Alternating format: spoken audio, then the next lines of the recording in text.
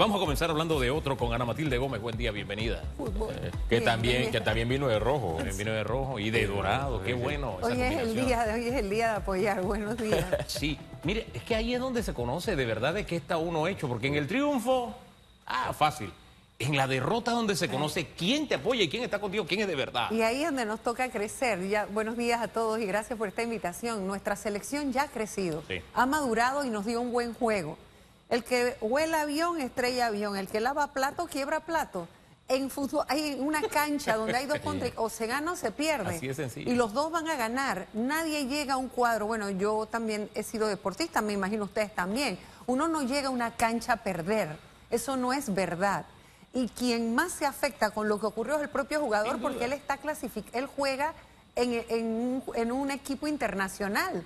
Él sabe que es su imagen la que se afecta. Entonces, ¿por qué lapidarlo? O sea, ¿por qué hacer de esto toda una crucifixión? Bueno, estamos en Cuaresma, sí, pero ya hubo otro que se crucificó por nosotros. Total. Dejen al muchacho tranquilo, porque él debe estar, su castigo, el que él mismo se da, de su análisis, de su error, de cómo fue su falla, es más fuerte que lo que nosotros podamos hacer. Aquí es donde uno presta el hombro, aquí es donde uno da el abrazo. Y si no está, pues con la palabra solamente, pero ahí es donde... Además, yo me quedo con la alegría que nos dieron de derrotar a los norteamericanos en la cancha. ¿Y en qué momento? Dios mío, pero... El simbolismo de eso no lo supera nada. Sin duda, pero dejemos el fútbol y vamos a lo que está pasando en este momento en la Asamblea. Acaba de decir la noticia don Félix Antonio Esquiaves, así que yo le cedo para que comencemos con ese tema, porque es importante. Yo quiero iniciar con esa analogía porque si hay un deporte que se registra en el órgano legislativo, que son los goles legislativos. La Contraloría está tratando de frenar los goles específicamente en las botellas y tiene a los auditores, porque el viernes hicieron ya la notificación formal. Y hoy, desde tempranas horas, informan las fuentes del órgano legislativo que los auditores están en las dos entradas de la Asamblea Nacional verificando número de posición, el contrato y las funciones legislativas de cada funcionario. Usted fue diputada, ¿qué le parece esto que está haciendo la auditoría? Si usted busca mis intervenciones de hace 5 años, hace 10 años, esto es lo que yo he pedido hace muchísimo tiempo. La Contraloría General de la República tiene la facultad para hacer cuando quiera un pago, una verificación de pago in situ, o lo que están haciendo hoy. O sea, igual el día que se paga, pueden hacer lo mismo, verificar cuál es su posición, dónde está su puesto de trabajo, cuáles son sus funciones, cuál es su nivel jerárquico y nivel salarial. Está muy bien que lo hagan. Mire, yo estoy sorprendida positivamente, yo espero que esto no se quede solamente en el discurso del Contralor.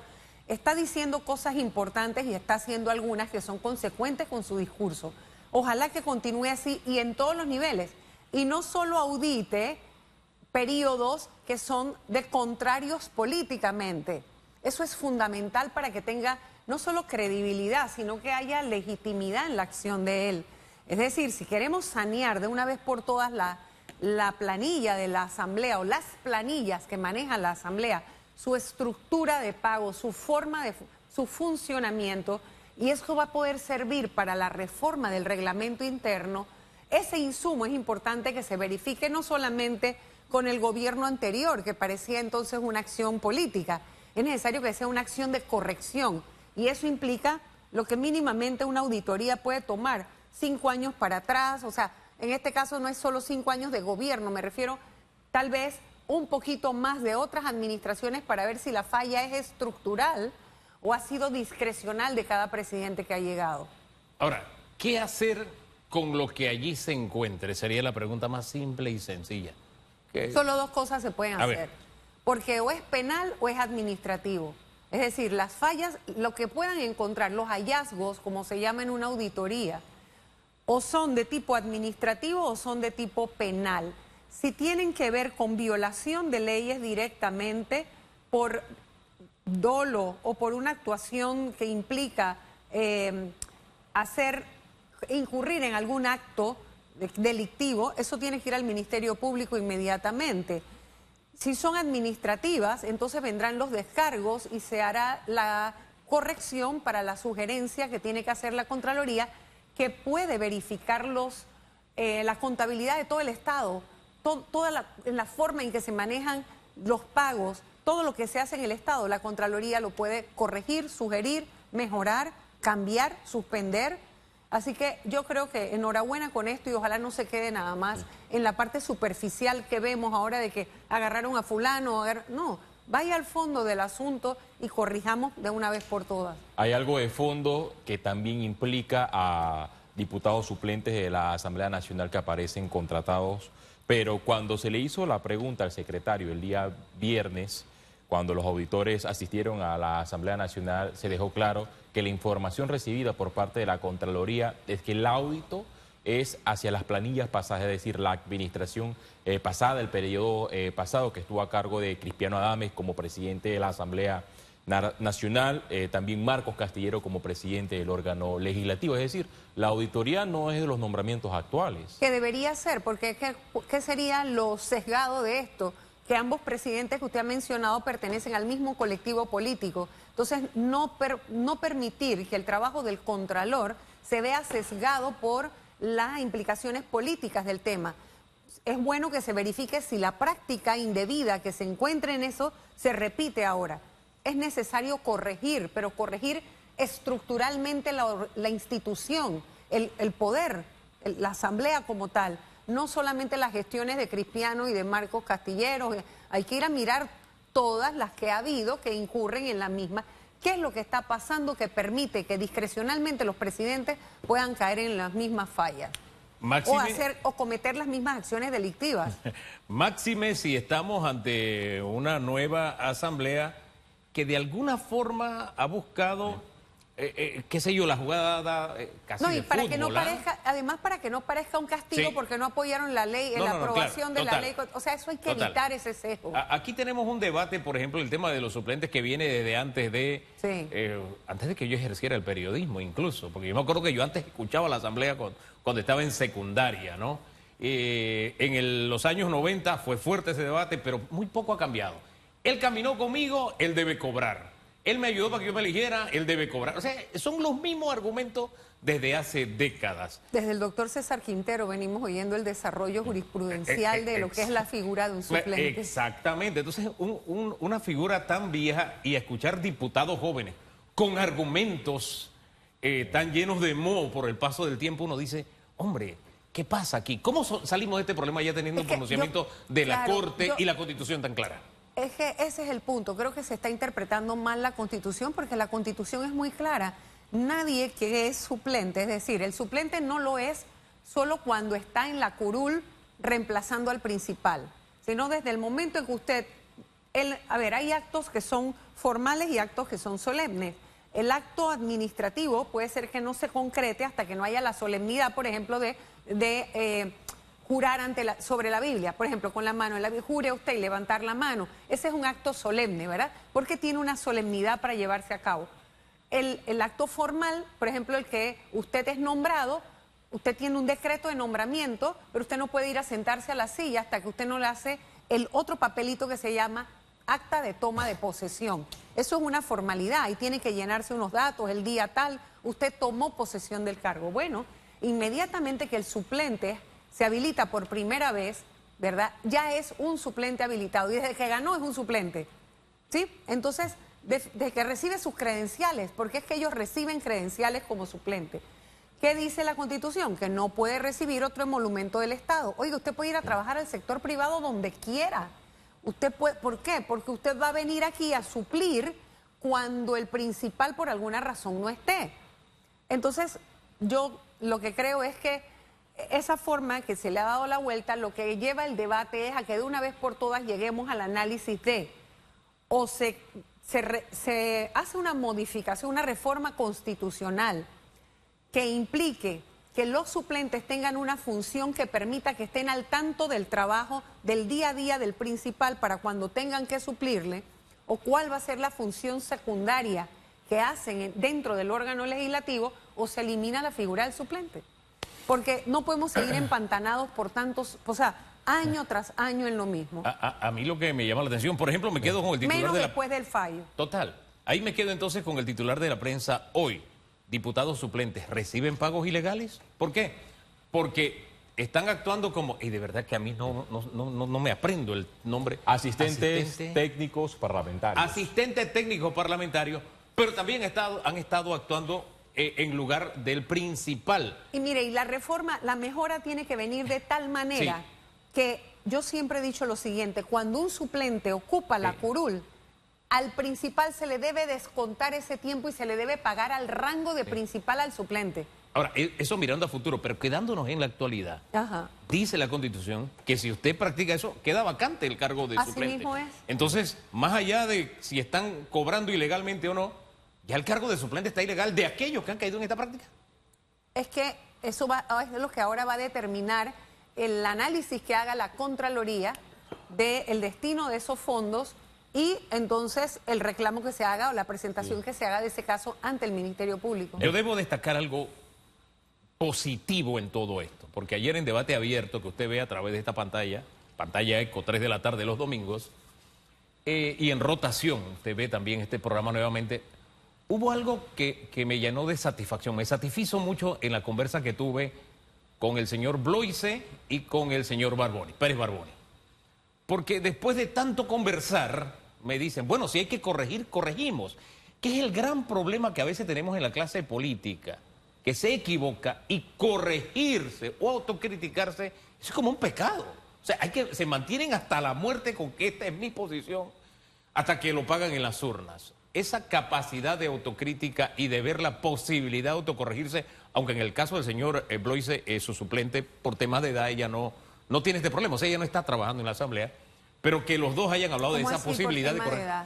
Por temas de edad, es decir, ella ya es jubilada y ella no ha pedido estar nombrada en la Asamblea. Ella ni ha suplido todavía al señor Bloise, fue la explicación que él dio. O sea, él no está con esto de que si mi suplente cobra o no cobra, qué sé yo. Sí, hay algunas ocasiones que la suplente ha asistido al pleno legislativo, pero él de su salario les paga estos días de trabajo. Exactamente, él ha usado otro mecanismo, pero él no está con este problema. Me explico, es lo que le trato de decir.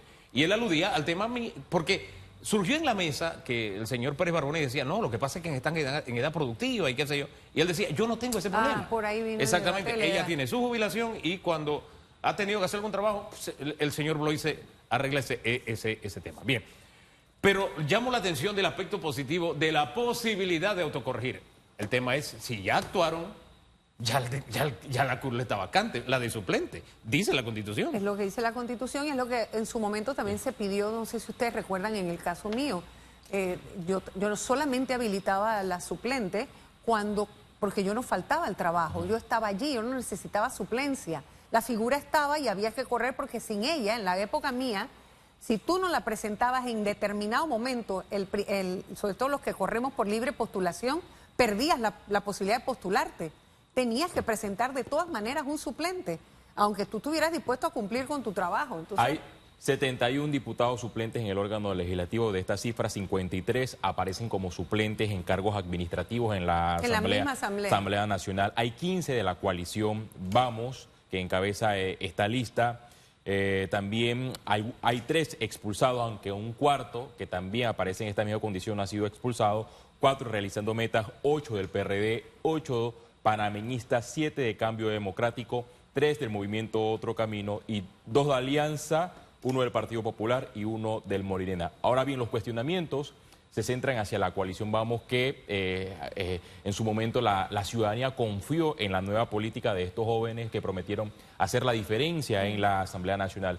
Pero la defensa de la mayoría de los diputados de Vamos es que para ellos está mal que el diputado suplente aparezca en la planilla 002 bajo el cargo de asistente técnico parlamentario, pero está bien que aparezca en la planilla del despacho de cada diputado, en vista de que previamente hubo un acuerdo de la coalición Vamos que ellos deben respetar. Pero por arriba de ese acuerdo está la Constitución política, claro. Es decir, 2 mecanismos que se están cuestionando en estos momentos, que el diputado aparezca nombrado en el despacho del diputado y que paralelamente sea habilitado en el Pleno Legislativo, y aquellos que aparecen en la planilla 002 como asistentes técnicos parlamentarios. ¿Qué se debe hacer en este caso cuando existe ese pensamiento contradictorio por parte de algunos diputados? Es que aquí el tema, mire, el fallo de la Corte mata cualquier otra argumentación individual o criterios particulares. No se debe tomar caso por caso de cómo yo lo veo o cómo yo lo opino. Hay un fallo de la Corte y es a la Asamblea, en este caso, la presidencia de la Asamblea la que debe darle aplicación al fallo. Si tiene dudas y no sabe, haga una consulta. puede hacer una consulta con la Procuraduría de la Administración para la interpretación del fallo, con el propio fallo, con la propia Corte si no entiende el fallo, pero lo que no es posible es que después del mandato constitucional y la interpretación que ya ha hecho la Corte haya interpretaciones individuales. Porque quien puede realmente interpretar la Constitución cuando se plantea en debate constitucional el análisis de una norma es la Corte, y ya la Corte habló. Antes de eso, cada uno podíamos tener criterios distintos. Eso está bien, estábamos confundidos, como dice Hugo, bueno, cada uno corrigió, no corrigió, perfecto, pero es que ya hay un fallo. Entonces, el fallo solamente hay que acatarlo, que es para llevar un parangón, es lo que nos ocurre en el tema de la mina, es lo mismo. Antes del fallo cada uno podía tener interpretaciones, ahora ya la Corte habló, ahora toca es cumplirlo. Y hablando de la Corte Suprema de Justicia, hoy se va a presentar una denuncia ante la Corte Suprema de Justicia por botellas o diputados suplentes que paralelamente aparecen nombrados en el órgano legislativo y también han sido habilitados en el Pleno. Se presentará a las 9 de la mañana ante la Corte esta denuncia. Es la Corte la que debe procesar a los diputados constitucionalmente. En el pasado se han registrado hechos similares, pero siempre se pide una prueba idónea. Estos elementos, que a mi juicio son de convicción porque están acreditados en la misma planilla, la Corte lo puede interpretar como prueba idónea porque a ciencia cierta están todos los documentos de que en efecto los diputados aparecen en esa planilla, porque a veces... por ejemplo, usted habló del contrato minero. Cuando se denunció a los diputados que violaron la Constitución 25 veces, el denunciante presentó el fallo de la Corte y para la Corte eso no fue prueba idónea. Lo que pasa es que no es lo mismo el fallo de la Corte que la acción de personal. La acción de personal concreta el acto que viola lo que dice el fallo y lo que dice la Constitución. En el contrato minero, antes de ese fallo, o sea, antes de que se diera el fallo, se podría pensar que había espacio para que pudiera que sí o pudiera que no violara. No sé si me explico, el fallo es a futuro. Los nombramientos que están ahora posteriores al fallo solamente con la acción de personal, ahí hay una evidencia, ahí hay una prueba, pero usted sabe también que la Corte decidirá, ¿no? ¿Podemos confiar en esta Corte que tiene nuevas figuras? Bueno, mire, si eso lo traspolamos al debate que se ha abierto del principio de especialidad, después que creíamos que está tan concluido y tan analizado, uno queda en una incertidumbre respecto al criterio jurídico de la propia Corte cuando ella misma se plantea la posibilidad de volver a debatir sobre un tema que ya creíamos resuelto, ¿no? Aquí no hay oportunidad de corrección, como dije hace un rato, de los diputados. Explique eso, ¿por qué, por favor? Lo que pasa es que si bien la Corte podría variar sus criterios jurídicamente, es muy extraño que lo haga un mismo magistrado. O sea, cuando cambian magistrados dentro de 2 años, 3 años, ¿sí? Uno se pregunta, bueno, vino un criterio nuevo. Esa es la posibilidad de la renovación de las figuras. Y uno dice, bueno, este magistrado tiene esta opinión. Pero un magistrado que ya opinó de una manera, que ahora opine de otra, eso sí genera una incertidumbre y una inestabilidad muy grande en el Estado de Derecho en el país. Ni siquiera por la paz social. Recordemos la frase de que en el país no habrá paz social mientras el caballero no sea libre. Bueno, es que la única paz social que debemos aspirar en democracia es el respeto al Estado de Derecho, en todos los sentidos. Y lo traigo a colación ahorita con el tema de estos cierres y manifestaciones y demás. Hay un Estado de Derecho que cuidar, porque a quienes estamos afectando es a nosotros mismos los panameños cuando violentamos nuestra democracia. No son las reglas del juego en la democracia, hay que respetarlas. En el tema de que usted ha hablado de la admisión de la inconstitucionalidad, en el caso específicamente del principio de especialidad, el artículo 207 de la Constitución señala que no se admitirán recursos de inconstitucionalidad ni de amparo de garantías constitucionales contra los fallos de la Corte Suprema de Justicia o sus salas. Y entonces algunos cuestionan a la Corte Suprema de Justicia si ya ha existido un pronunciamiento sobre... ya la sala penal hubo un momento sobre el en que... principio de especialidad, porque se admite. Otros son de la tesis que se debe admitir para que se aclaren todas las dudas de este proceso. Bueno, pero si no, la ojalá sea Constitución así, lo tiene taxativamente, que no se deben admitir recursos de inconstitucionalidad sobre los pronunciamientos de los fallos de la Corte, entonces es como algo contradictorio. Bueno, es lo que le planteo ahorita, o sea, que eso genera incertidumbre respecto al Estado de Derecho, porque uno podría saber que hay un lugar donde se toca machín, donde ya una vez que usted llegó ahí está en terreno seguro. Pero cuando un propio magistrado está pensando, o sea, la pregunta que uno se hace, ¿qué cambió en la vida jurídica, en el pensamiento, en el criterio jurídico de ese magistrado? ¿Qué ocurrió en su vida para que hoy pensaba una cosa y mañana va a pensar otra. ¿Cómo? ¿Por qué?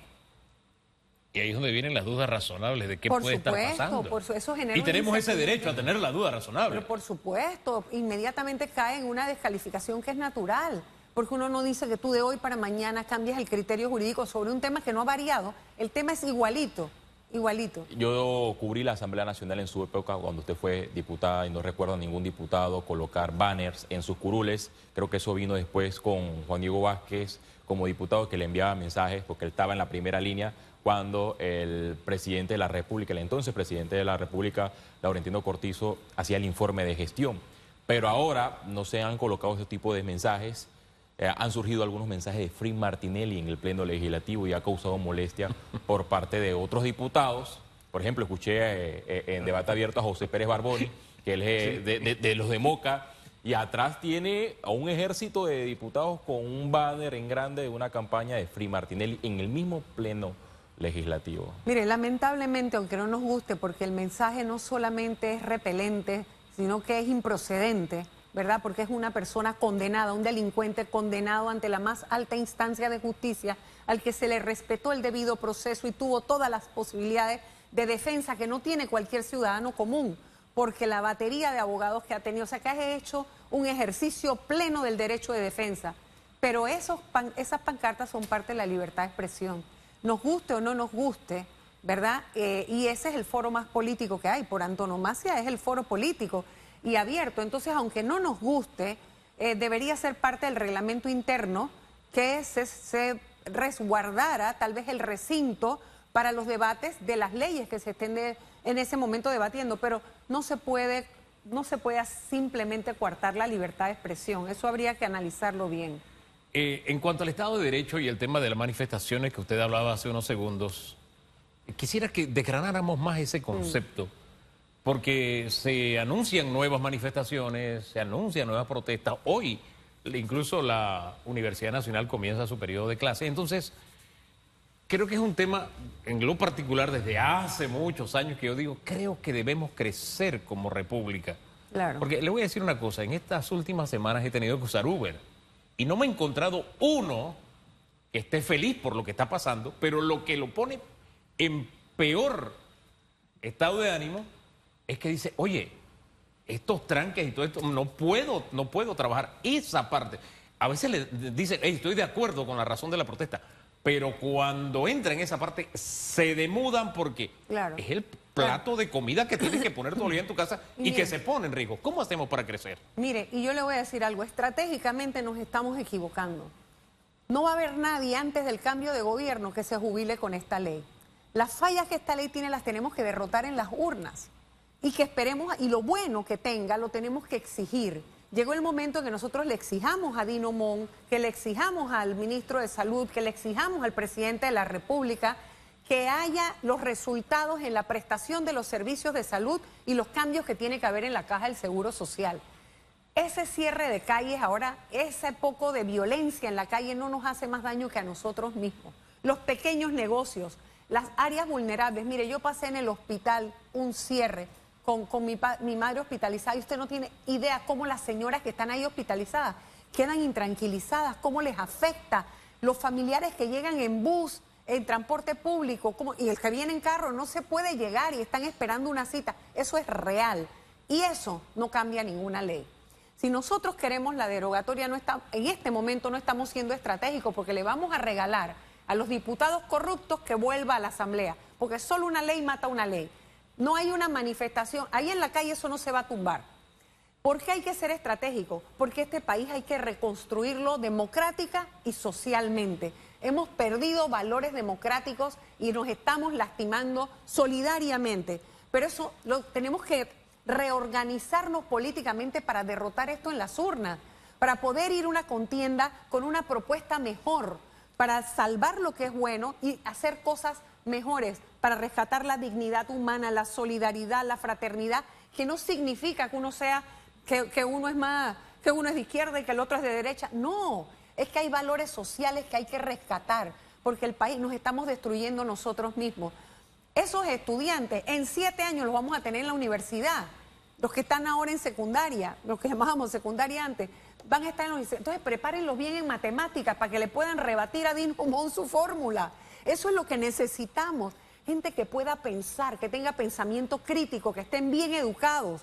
Empecemos a hablarle a la gente, aprovechemos estos años para reorganizarnos, una gran unión nacional, porque tenemos todavía un ataque peor o tenemos una amenaza mayor que solamente la autocracia de José Raúl Mulino. Fíjese. Tenemos la amenaza del señor Donald Trump y sus pretensiones respecto al Canal de Panamá. Fíjese que ese argumento no lo había escuchado antes y me pone a pensar, ¿no?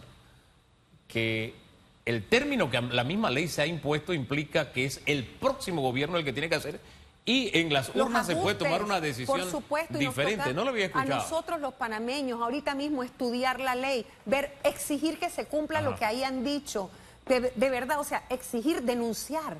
Podemos denunciar todo lo que está mal hecho, podemos dar seguimiento, prepararnos, leernos bien la ley para poder exigir cada detalle, porque todavía, mientras esté este gobierno, ninguno se va a jubilar. Y darnos la opción como sociedad en ese sistema, ¿no? Sí, y darnos la opción como sociedad en este momento tan crítico de la economía. Ahí está de reconstruirnos, de buscar cohesión, de salir adelante. Queremos trabajar, queremos que nos dejen ir a trabajar. Le compro el argumento. Y queremos denunciar. Mire, fiscalizar, que todo lo que se ha puesto ahí de gobernanza se cumpla. Fiscalizar, que se mejoren las prestaciones médicas, todas, en la prestación del servicio de salud, que se mejore el sistema y denunciar todo lo que esté mal hecho. Le compro el argumento, pero voy un poquito hacia atrás. No sé si peco de infidente y si usted está dispuesta a contarlo, pero me habló de que llevaba a su madre al hospital, supongo Caja de Seguro Social. Sí. ¿Usted contaría la experiencia o prefiere que quede...? No, sí que no es nada. Quiero saber cómo le fue. Y que mire, lo primero que yo quiero decir es que nosotros tenemos que rescatar y salvar la Caja de Seguro Social porque los servicios médicos son de alta calidad.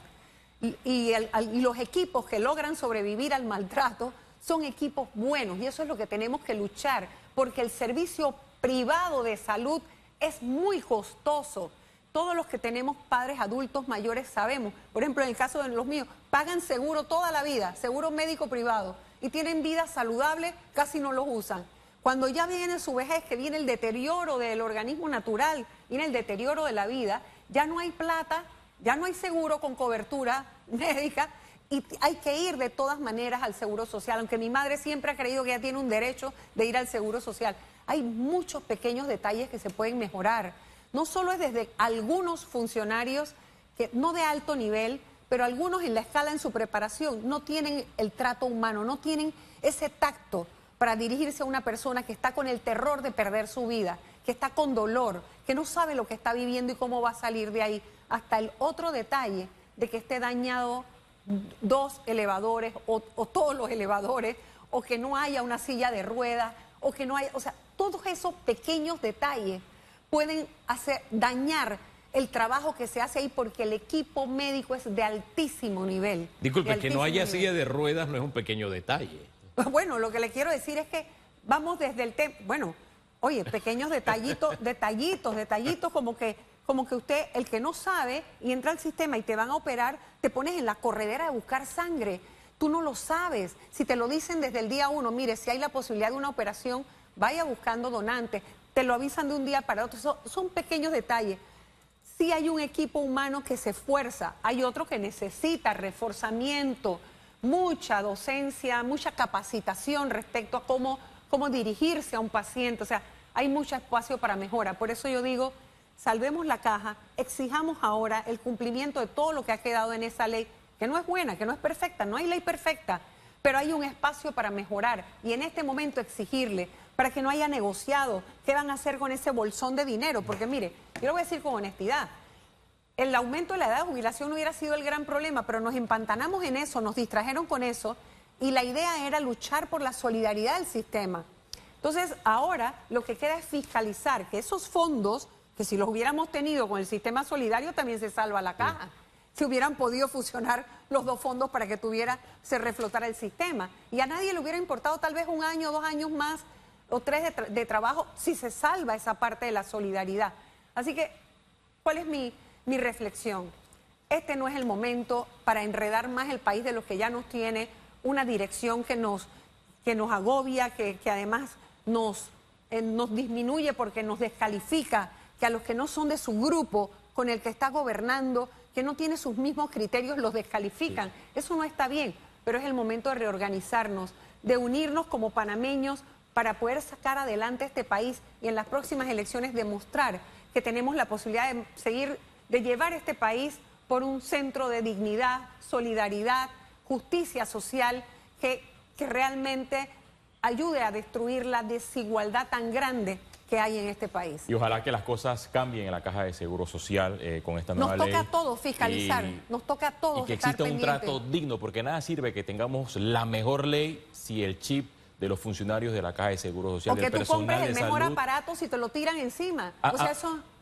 Y que no se registren hechos lamentables. Por ejemplo, a mí siempre se me viene a la mente una noticia que ocupó titulares en el año 2024 cuando operaron de forma equivocada a un paciente en el complejo hospitalario. Era un paciente que necesitaba una cirugía de próstata y le operaron la cadera a este paciente. Es decir, que de nada sirve que en la Caja de Seguro Social tengamos los mejores equipos técnicos si la atención no es de Pero además altura. no es solamente un tema de atención, es un tema de procesos, sí. Porque cuando usted opera, mire, allí operan 20, 30, 70 personas en el día, en distintos quirófanos, o sea, eso es un mundo allá adentro y hay que comprender. Por eso necesitan que la administración se encargue de todo lo administrativo y funcione bien para que el equipo médico solamente esté enfocado en salvar vidas. Ana Matilde, gracias por acompañarnos esta mañana. Siempre un gusto tenerla. Gracias. Hacemos una pausa y regresamos en segundos.